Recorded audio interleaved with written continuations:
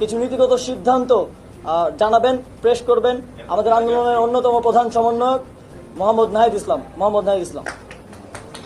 প্রথমেই আজকের যে ছাত্র নাগরিক অভ্যুত্থানের মাধ্যমে এই ফ্যাসিস্ট হাসিনার পতন করা হলো, এই ছাত্র নাগরিক অভ্যুত্থানটিকে আমরা আমাদের যে আন্দোলনের শহীদ এবং হতাহত এবং মুক্তিকামী ছাত্র জনতাকে উৎসর্গ করছি। আমাদের এক দফা এবং কমিটমেন্টটি আমরা এই মুহূর্তে স্মরণ করিয়ে দিচ্ছি। আমাদের এক দফা দাবিটি ছিল স্বৈরাচারী শেখ হাসিনা সরকারের পতন এবং ফ্যাসিবাদী ব্যবস্থার বিলোপ। কারণ আমরা মনে করি যে কেবল ব্যক্তিকে সরালেই সমস্যার সমাধান হবে না, বরং যেই রাষ্ট্রীয় কাঠামোর মধ্য দিয়ে এই ধরনের ফ্যাসিজম তৈরি হয়, সেই কাঠামোরও বিলোপ করে একটি নতুন বাংলাদেশ, একটি নতুন রাজনৈতিক বন্দোবস্ত আমাদের করতে হবে। সেই জায়গা থেকে শেখ হাসিনার পতন আমাদের প্রথম ধাপ আন্দোলনের, যেটা আমরা অর্জন করেছি। এখন আমরা দ্বিতীয় ধাপের দিকে আমাদেরকে যেতে হবে।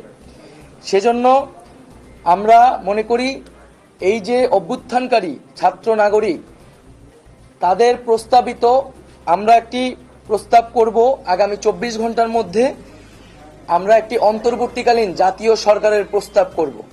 সেই জাতীয় সরকারে অভ্যুত্থানকারী ছাত্র নাগরিকদের অংশ থাকবে এবং সমাজের যে নাগরিক সমাজ সহ যে নানান পেশাজীবী এবং নানান ধরনের পক্ষ রয়েছে, সকলের প্রতিনিধিত্ব নিশ্চিত করে তাদের সাথে আলোচনার মাধ্যমে আমরা একটা অন্তর্বর্তীকালীন জাতীয় সরকারের রূপরেখা এবং নাম, সেই সরকারে কারা কারা থাকবে সেই নামগুলো ঘোষণা করব। কারণ আপনারা সকলেই জানেন যে আমরা আসলে গত কয়েকদিন ধরে খুবই ব্যাপক নিরাপত্তাহীনতার ভিতরে ছিলাম, যোগাযোগ থেকে বিচ্ছিন্ন ছিলাম।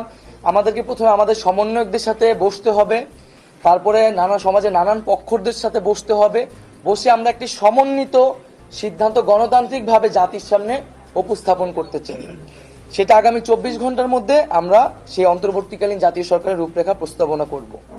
যারা এই আন্দোলনে শহীদ হয়েছে তাদেরকে আমরা জাতীয় বীর হিসেবে ঘোষণা করছি। আপনারা দেখছিলেন ট্রেন্ডিং টুডে বিডি। চ্যানেলটি ভালো লাগলে সাবস্ক্রাইব করুন। ধন্যবাদ।